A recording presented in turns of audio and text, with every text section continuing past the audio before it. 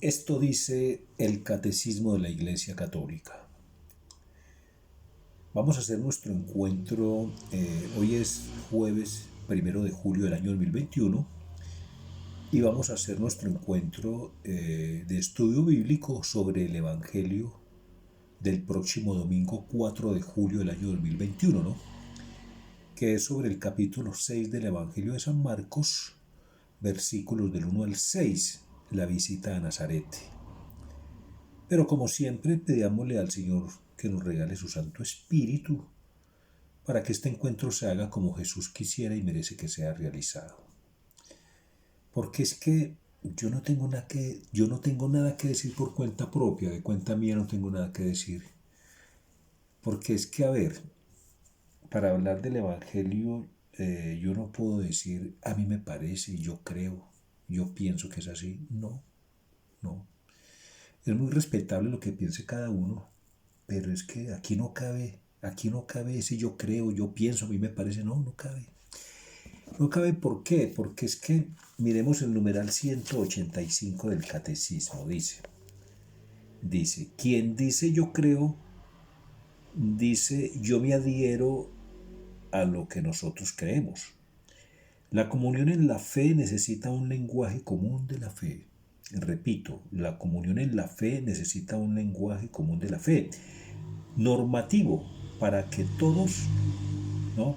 La comunión en la fe necesita un lenguaje común en la fe, normativo para todos, y que nos una en la misma confesión de fe. Entonces aquí no cabe eso de que yo creo, yo pienso y me parece, no, es lo que digan las escrituras, lo que diga la tradición apostólica y lo que diga el magisterio, ¿cierto?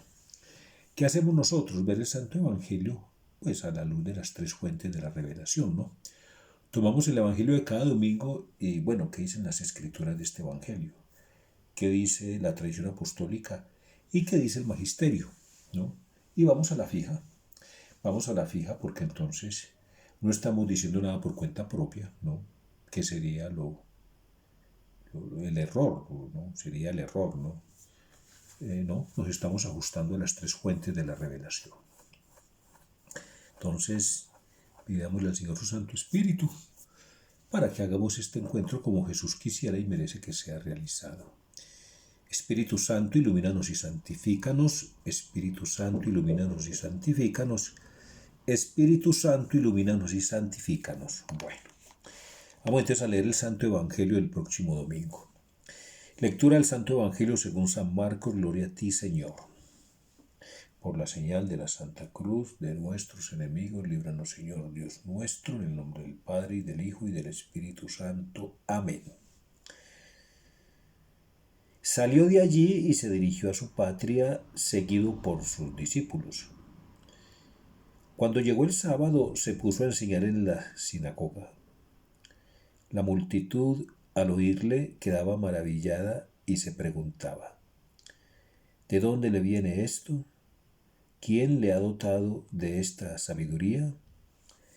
¿Y esos milagros hechos por sus manos? ¿No es este el carpintero, el hijo de María y hermano de Santiago, José, Judas y Simón? ¿Y no están sus hermanos aquí entre nosotros? Y se escandalizaban a causa de él. Jesús les dijo, un profeta solo carece de prestigio en su patria, entre sus parientes y en su casa.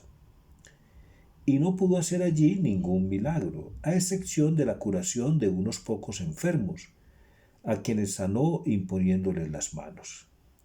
Jesús se quedó asombrado de su falta de fe.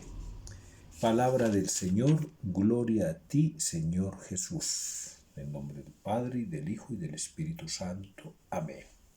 Bueno, veamos qué dicen las Sagradas Escrituras de este Evangelio. Porque nada explica mejor el Evangelio que los Evangelios. O sea, nada explica mejor la Biblia que la misma Biblia, ¿cierto? Salió de allí y se dirigió a su patria, ¿no? Seguido por sus discípulos. O sea, va un grupo de discípulos con su líder, con su fundador, con su cabeza que es Cristo, ¿no? Que es Jesús. Entonces salió de allí y se dirigió a su patria, seguido por sus discípulos. Estamos hablando de la iglesia, ¿no? El evangelio siempre tiene esa dimensión eclesial, ¿no? Siempre es como en clave de iglesia, ¿no? Salió de allí y se dirigió a su patria, seguido por sus discípulos en la iglesia. Cuando llegó el sábado, se puso a enseñar en la sinagoga. Era muy común que en la sinagoga, pues, los laicos, pues,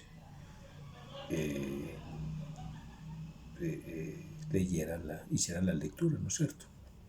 Pero Jesús, aparte de hacer las lecturas, se puso a enseñar, a explicarlas, ¿no? Pues, y al fin y al cabo era el maestro, era el profeta de los profetas, ¿no? La multitud al oírle quedaba maravillada y se preguntaba, ¿de dónde le viene esto? ¿Quién le ha dotado de esta sabiduría y esos milagros hechos por sus manos? Hasta aquí la gente ve con claridad esa sabiduría y esos poderes sobrenaturales de Jesús, ¿no? Son evidentes, ese poder sobrenatural de Jesús en todo sentido es evidente y no pueden negarlo, y no pueden negarlo. Pero entonces aquí viene la contraparte, ¿cierto? Dice, empiezan a pasar esto por el tribunal del razonamiento humano y ahí es donde ese retén del razonamiento humano, no frena la santidad. Mire lo que dice, ¿no es este el carpintero, el hijo de María y hermano de Santiago, José, Judas y Simón? No es este el carpintero, o sea, es una forma despectiva. Nosotros sabemos quién es este es un don nadie, es un carpintero, este es el hijo del carpintero, ¿no? Entonces ya hay una contradicción ahí, porque son testigos de sus poderes sobrenaturales, pero entonces ya, mire sus razonamientos, pero no es este el carpintero, pues el hijo de María y hermanos de Santiago, José, Judas y Simón, y no están sus hermanos aquí entre nosotros, y se escandalizaban a causa de él, ¿no? Entonces miremos aquí. Primero que todo aclaremos una cosa, que en la cultura, en el contexto cultural de la época, era muy común, pues era lo más natural, era esa palabra hermano rompía los límites del primer grado de su consanguinidad, o sea que no necesariamente hermano era que fueran hijos de hermanos de sangre, pues del mismo papá y la misma mamá, ¿no? No, el mejor ejemplo lo da Génesis, en el caso de Abraham, cuando llama hermano a su sobrino Lot. Eso es muy claro en el Génesis. Y todos los estudiosos de la Biblia, pues todos los teólogos y estudiosos de la Biblia coinciden en que realmente es así, ¿no? Es un término, pues, que en su época hermano designaba a toda la parentela, a todos los parientes, pues, cercanos, sobrinos, tíos, en fin. Repetimos, el caso de Abraham con su sobrino Lot es muy claro, eso no tiene confusión, o sea, eso no... Claro, para los herejes, aprovechan este detalle para decir que María tuvo más hijos con José, ¿no? Cuando sabemos que por fe tenemos que creer que María siempre fue virgen, ¿no? Que María nunca tuvo relaciones sexuales con José, que ellos consintieron eso y los dos se consagraron al servicio divino. O sea, Jesús nació en un vientre virginal, o sea, por obra y gracia del Espíritu Santo. Fue concebido por obra y gracia del Espíritu Santo y nació de la Santísima Virgen María, ¿no? María fue virgen antes, durante y después de, ¿sí? Y después, ¿no? de su parto de luz, que fue su Hijo Jesús, ¿no es cierto? Muy bien. Entonces, miren, aquí surgen los obstáculos de la fe. Todo lo que obstaculice la fe es un pecado. Sí, todo lo que sea un estorbo para nuestra fe, todo lo que sea un estorbo para creer es un pecado. Nosotros no creemos por el pecado. Entonces aquí surge una cosa muy interesante, ¿no? Que son los pecados contra la fe. Surgen los pecados contra la fe. Vamos a ir al catecismo entonces, pero mire, antes de ir al catecismo que nos va a mostrar los pecados contra la fe, que son en los que cayeron ellos, ¿no? los paisanos de Jesús cayeron en los pecados contra la fe. Vamos a ir al numeral 423. ¿Por qué vamos a ir al numeral 423, no? Porque el numeral 423 nos va a definir muy bien, nos va a describir al verdadero hombre y al verdadero Dios, ¿no? Entonces, ellos están viendo nomás al verdadero hombre, ellos están viendo al hombre, al carpintero, al que nació de María y al que es el hijo de José, están viendo al carpintero, al verdadero hombre, pero no están viendo al verdadero Dios. Entonces, mire, el numeral 423 nos da las coordenadas espaciotemporales. Mire, todo evento o personaje para que entre en la historia, para que entre en el almacén de la historia, tiene que tener unas coordenadas espaciotemporales muy claras. Entonces mira el numeral 423 del Catecismo de la Iglesia Católica, cómo nos da esas coordenadas de claras. Dice: nosotros creemos y confesamos que Jesús de Nazaret, nacido judío de una hija de Israel, en Belén, en el tiempo del rey Herodes el Grande y del emperador César Augusto, de oficio carpintero, muerto crucificado en Jerusalén bajo el procurador Poncio Pilato durante el reinado del emperador Tiberio. Hasta ahí las coordenadas del verdadero hombre. Es el Hijo de Dios eterno, es el Hijo eterno de Dios, hecho hombre, que ha salido de Dios. Juan 13:3. Ahí empiezan las coordenadas divinas del verdadero Dios. Ya vimos con todos esos personajes históricos que lo introducen con toda seguridad, toda esa nomenclatura espaciotemporal, lo introduce sin inconvenientes en el almacén de la historia como verdadero hombre. Y ya estas citas bíblicas, a partir de aquí estas citas bíblicas lo describen como las coordenadas divinas celestiales del verdadero Dios, ¿no? Durante el reinado del emperador Tiberio, es el Hijo eterno de Dios hecho hombre que ha nacido de Dios, Juan 13:3. Bajó del cielo, Juan 3:13, 6:33. Ha venido en carne, primera de Juan 4:2. Porque la palabra se hizo carne y puso su morada entre nosotros. Y hemos visto su gloria, gloria que recibe del Padre como Hijo único, lleno de gracia y de verdad.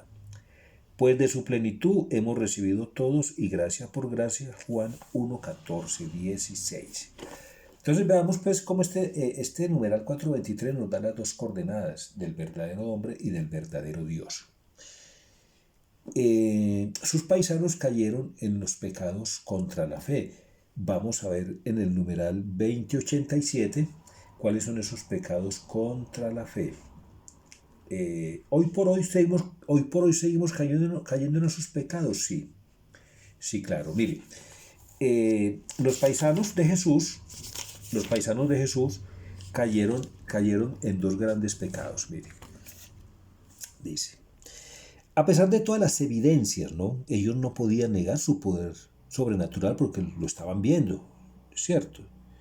¿No? Pero que hay dos cosas que impedían a los paisanos de Jesús aceptar todos estos poderes sobrenaturales. ¿Cuáles? Su incredulidad y su envidia, ¿no? La incredulidad fue una de las causas por las que perdieron los grandes bienes que el Señor está dispuesto a concederles, ¿no? Y también la envidia se hallaba en la raíz de su odio, ¿no? No podían concebir, no podían admitir que un paisano común y corriente suyo fuera más que todos ellos.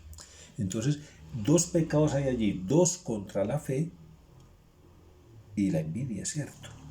Entonces veamos el numeral 2087, dice: nuestra vida moral tiene su fuente en la fe en Dios, que nos revela su amor. San Pablo habla de la obediencia de la fe, Romanos 1:5, como de la primera obligación, ¿no?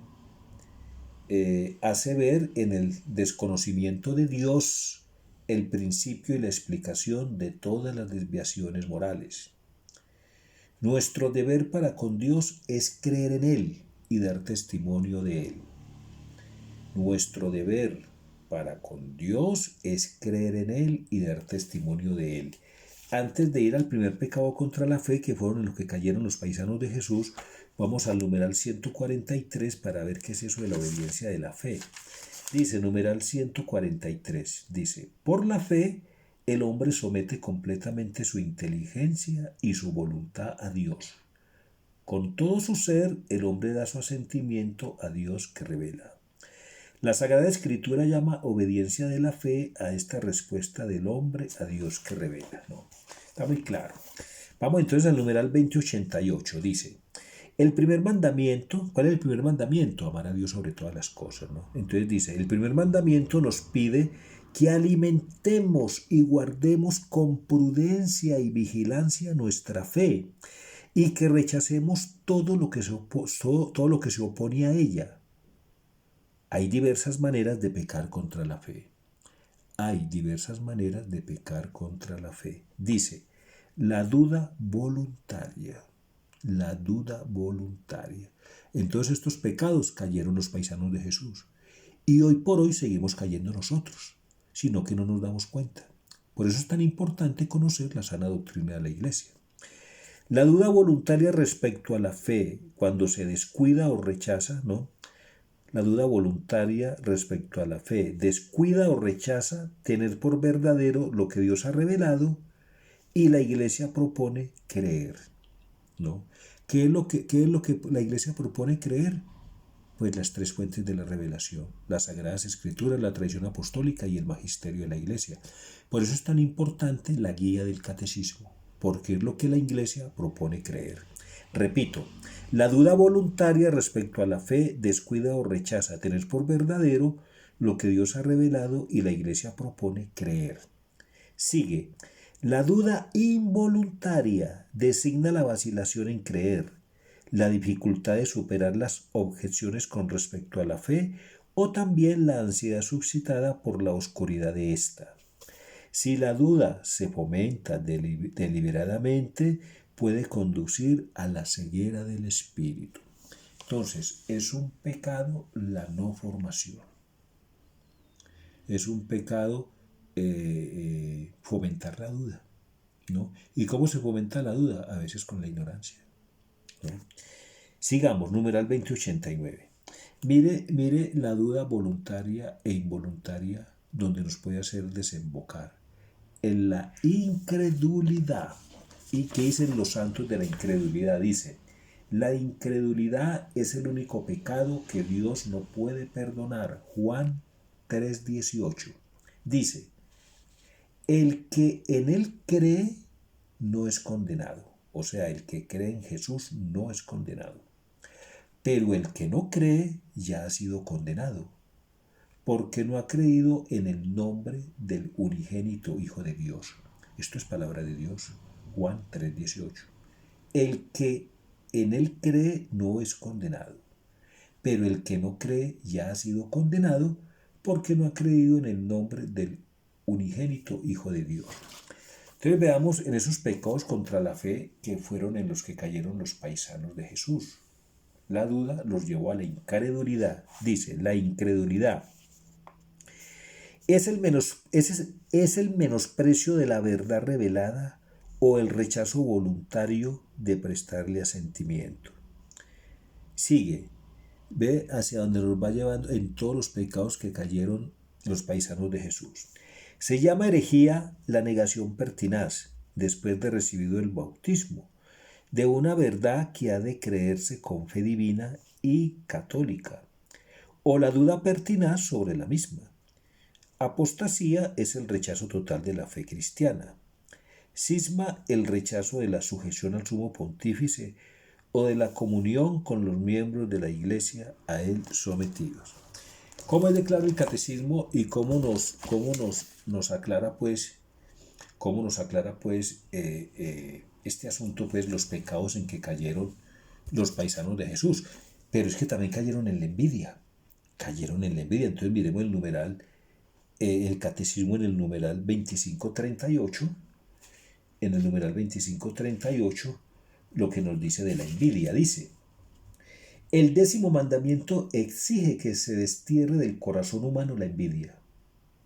Cuando el profeta Natán quiso estimular el arrepentimiento del rey David, le contó la historia del pobre que solo poseía una oveja, a la que trataba como una hija, y del rico que, a pesar de sus numerosos rebaños, envidiaba el primero y acabó por robarle la oveja. La envidia puede conducir a las peores fechorías. La muerte entró en el mundo por la envidia del diablo. Luchamos entre nosotros y es la envidia la que nos arma unos contra otros. Si todos se afanan, así por perturbar el cuerpo de Cristo, ¿a dónde llegaremos? Estamos debilitando el cuerpo de Cristo. Nos declaramos miembros de un mismo organismo y nos devoramos como lo harían las fieras, ¿no? Sigue, numeral 25:39, dice: la envidia es un pecado capital, manifiesta la tristeza experimentada ante el bien del prójimo y el deseo desordenado de poseerlo, aunque sea en forma indebida. Cuando desea al prójimo un mal grave es un pecado mortal. San Agustín veía en la envidia el pecado diabólico por excelencia. De la envidia nace el odio, la maledicencia, la calumnia, la alegría causada por el mal del prójimo y la tristeza causada por su prosperidad. La envidia representa una de las formas de la tristeza y, por tanto, un rechazo de la caridad. El bautizado debe luchar contra ella mediante la benevolencia. La envidia procede con frecuencia del orgullo. El bautizado ha de esforzarse por vivir en la humildad. Bueno, es muy claro cómo los paisanos de Jesús cayeron en esos dos pecados. Pecados contra la fe, es decir, la duda y la incredulidad, y la envidia, ¿no es cierto? Bueno, sigue el Evangelio. ¿No es este el carpintero? Lo dicen de una forma despectiva. Pero es que ¿qué dicen las Sagradas Escrituras? Que en ese humilde carpintero va a estar el Espíritu de Dios, ni más ni menos. Y vamos a ir a Isaías 11. Isaías 11, vea, aquí está. Isaías 11. Dice: dará un vástago el tronco de Yesé. Yesé es el padre del rey David, ¿cierto? Dará un vástago el tronco de Yesé, un retoño de sus raíces brotará. Está refiriendo a Jesús, ¿no es cierto? Reposará sobre él, es decir, sobre Jesús, el espíritu de Yahvé, ¿no? Espíritu de sabiduría e inteligencia. Ellos se preguntan, ¿de dónde saca esa inteligencia, esa sabiduría? Se preguntan los paisanos de Jesús, ¿no es cierto? Acá está la respuesta. Los profetas lo habían anunciado ya. Esa sabiduría, esa inteligencia de la cual ellos no saben de dónde sale, lo está diciendo el profeta Isaías. ¿De acuerdo? Reposará sobre él el espíritu de Yahvé, espíritu de sabiduría e inteligencia, ¿no? Espíritu de consejo y fortaleza, ¿no es cierto? Las mismas Sagradas Escrituras hablan de que Dios colocará su Santo Espíritu en los artesanos para ayudarles a hacer bien sus trabajos. Se refiere cuando están haciendo el tabernáculo y el templo, ¿no es cierto? Y para ello vamos a Éxodo 31:3. Éxodo 31:3. Esta Biblia no tiene Éxodo. No, sí lo tiene, aquí está. Éxodo 31:3. Vea. Éxodo 31:3. Aquí está. Dice, y le he llenado del Espíritu de Dios, concediéndoles habilidad, pericia y experiencia en toda clase de trabajos, ¿no? Así podrá concebir y realizar proyectos en oro, plata y bronce, labrar piedras de engaste, tallar la madera y ejecutar cualquier labor, ¿no? Bueno, ahí está. Dice los artífices del santuario, ¿no? Ese versículo 31, ese capítulo 31 del Éxodo empieza así: Yahvé habló a Moisés: he designado a Bezalel, hijo de Uri, hijo de Hur, de la tribu de Judá, y le he llenado del Espíritu de Dios, concediéndoles habilidad, pericia y experiencia en toda clase de trabajos. Así podrá concebir y realizar proyectos en oro, plata, bronce, labrar piedras de engaste, tallar la madera y ejecutar cualquier labor. le he dado por colaborador a Oliab, hijo de Ahisamac, de la tribu de Dan. Bueno, y además he infundido habilidad en todos los hombres capaces, de modo que puedan elaborar todo lo que te he mandado. Ahí está, pues. Éxodo 35. Vamos al Éxodo 35, a ver qué nos dice al respecto.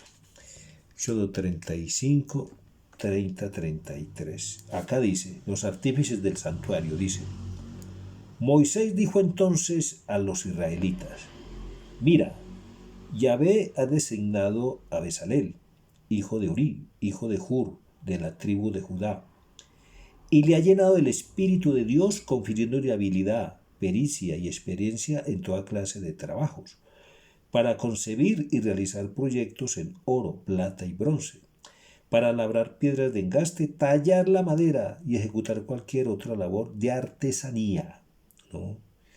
Fíjense pues cómo Jesús, el carpintero, era un artesano, ¿no?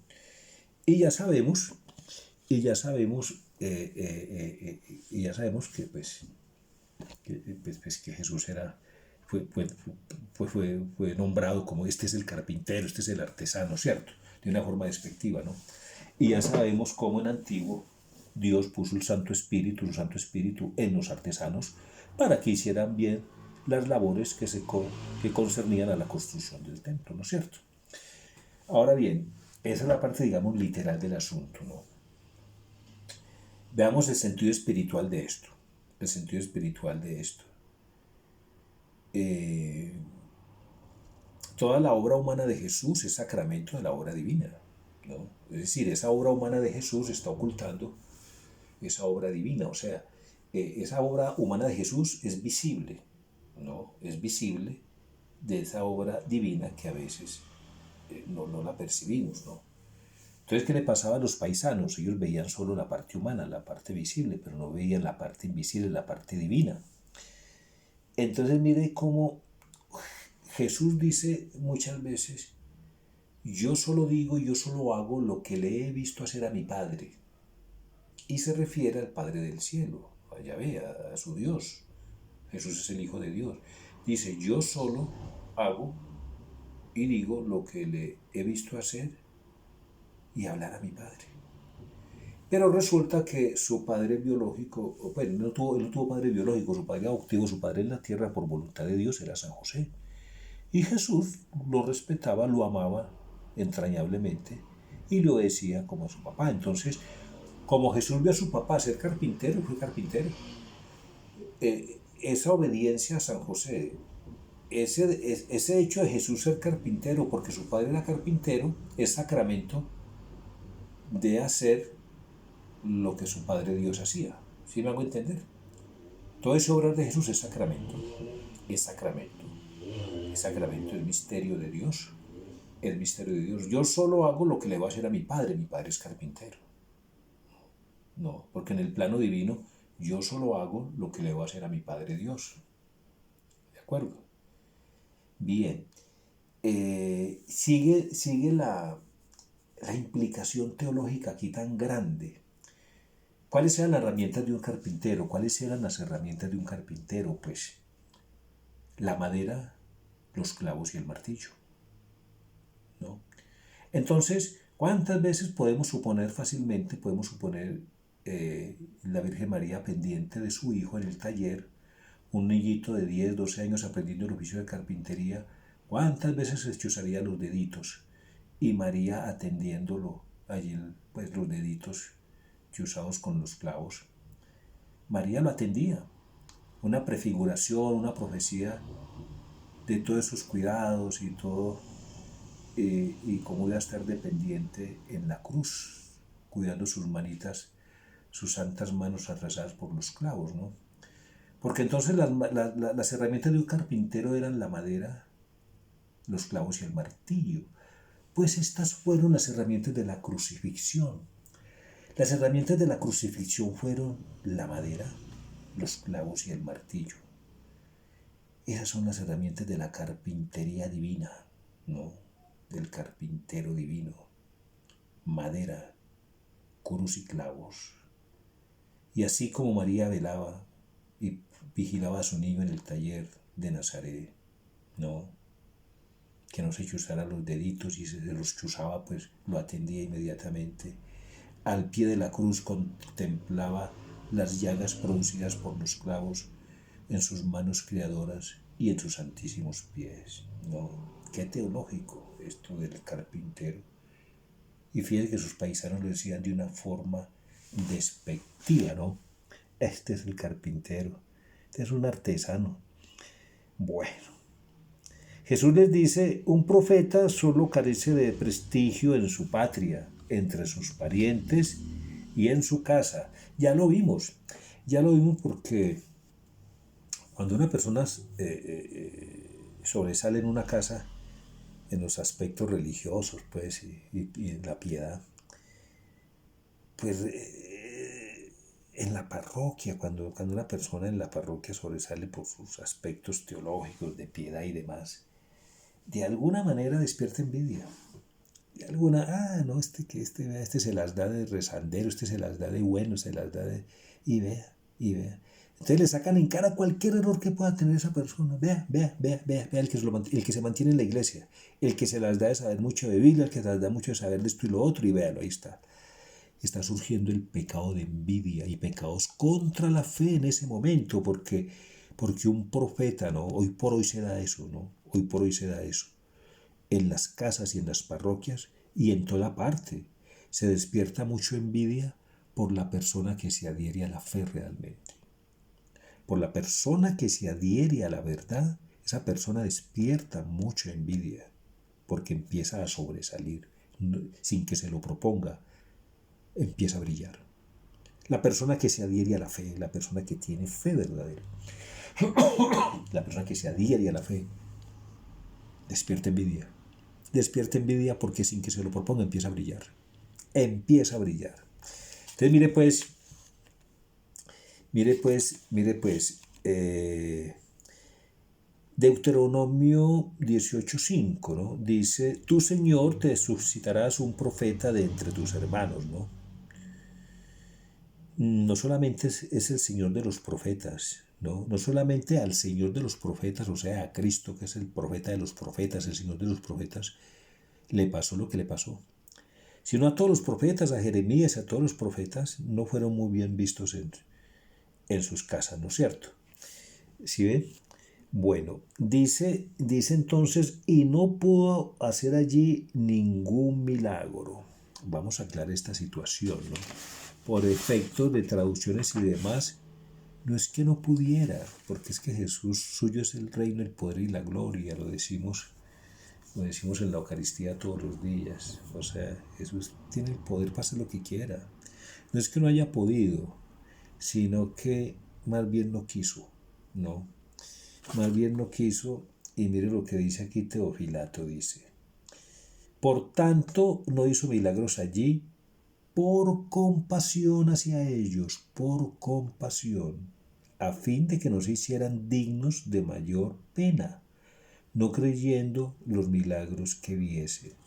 O sea, Jesús no quiso hacer allí milagros, no los quiso hacer por no exponerlos a la ocasión, porque todo don engendra un compromiso, ¿no? Todo don engendra un compromiso. Entonces, si Jesús hubiera hecho un milagro, ellos estaban obligados a creer en el milagro, estaban obligados a creer en el milagro, porque era una manifestación de Dios y estamos hablando de la obediencia de la fe, que es la respuesta, la obediencia de la fe, la respuesta del hombre a Dios que se revela. Entonces, todo milagro es una revelación de Dios, porque todo milagro está revelando el poder y la misericordia de Dios, ¿no? ¿Cuáles son los dos grandes atributos de Dios? ¿No? Es decir, la forma como Dios demuestra su poder. La forma como a Dios más le gusta demostrar su poder es en el perdón y en la misericordia. Y eso era lo que hacía Jesús. Perdonaba los pecados y tenía misericordia con los que sufrían y les acababa el sufrimiento. Al paralítico lo hacía andar, al ciego lo hacía ver, ¿no? Al endemoniado expulsaba al demonio, pero primero les perdonaba los pecados y después les curaba sus males físicos. ¿Sí ve? Entonces, por tanto, no hace milagros allí por compasión hacia ellos, a fin de que nos hicieran dignos de mayor pena, no creyendo los milagros que viese. O de otro modo, en los milagros es necesario el poder del que los hace y la fe de los que son objeto de ellos, lo cual faltaba allí, por lo que no aceptó el Señor el hacer allí milagros, ¿no? Eso sí, quedó asombrado de la incredulidad de aquella gente, ¿no? Jesús te asombró dos veces. Jesús se asombró dos veces. Una por la fe desbordada de un extranjero, el caso del centurión. Señor, no soy digno que tú vayas a mi casa, una palabra tuya, ¿cierto? Basta que tú lo mandes y Jesús se asombró con esa fe. Y ahorita se asombra por todo lo contrario, por la falta de fe, ¿no? Muy bien, muy bien. Ese es el Evangelio del domingo. Ese es el Evangelio del domingo. Qué fácil podemos caer en pecados contra la fe. Qué fácil se nos despierta la envidia en nuestra casa, con nuestros hermanos, ¿no? Qué fácil se nos demuestra la envidia en la parroquia, con nuestros hermanos también, que se entregan y que se adhieren a la fe. Qué fácil la envidia en nuestro grupo de trabajo, en toda parte, ¿no? Ya la vimos, la envidia es un pecado capital que nos lleva a hacer las atrocidades más grandes de este mundo. Pidámosle al Señor que nos dé el don de la fe. Sí, sí, que nos dé el don de la fe. Nosotros en misa le pedimos muchas cosas al Señor, esto, lo otro y lo otro, y eso está bien. Pero con que le pidiéramos una sola cosa tendríamos, con que le pidiéramos el don de la fe. Es que quien tiene a fe tiene a Dios. La fe espiritualiza a quien la posee. La fe espiritualiza a quien la posee, ¿no? Entonces, bien, hace 8 días en el Evangelio le decía a Jairo, tranquilo, porque le dijeron, tu hija murió, no moleste más al maestro. ¿Qué dijo Jesús? Tranquilo, tranquilo, Jairo. Basta con que tengas fe. Basta con que tengas fe, ¿no? Pidámosle al Padre Santo en nombre de su Hijo que nos dé ese don, esa gracia, ese regalo de la fe en Jesús. Pero esa fe, una fe, perdónenme la expresión,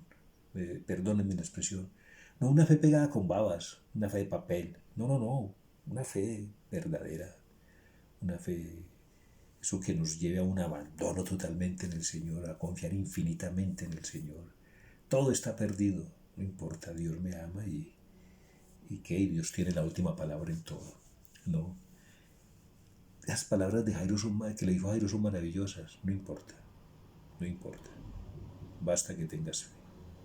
Apoderémonos de esas palabras de Cristo, basta que tengamos fe. Danos esa gracia, Señor, hoy, basta que tengamos fe. Gloria al Padre y al Hijo y al Espíritu Santo, como era en el principio, ahora y siempre, por los siglos de los siglos. Amén. Insisto mucho, no olvidemos nuestra antífona. No olvidemos, estamos en la pandemia del COVID-19. Y sí, hay que obedecer a las autoridades civiles, usando gel, tapabocas, distanciamiento, en fin, los medicamentos, esto y lo otro. Eso hay que hacerlo, eso no se puede descuidar, eso hay que hacerlo. Pero la Eucaristía tiene un poder superior, porque la Eucaristía tiene un poder sobrenatural, un poder metafísico, un poder sobrenatural.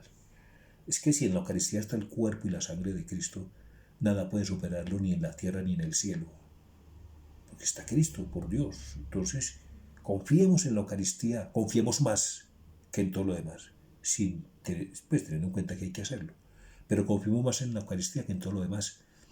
Como dice San Ignacio, hagamos todo como si todo dependiera de nosotros, pero oremos como si todo dependiera de Dios. Dios los bendiga. Saludos a sus familias.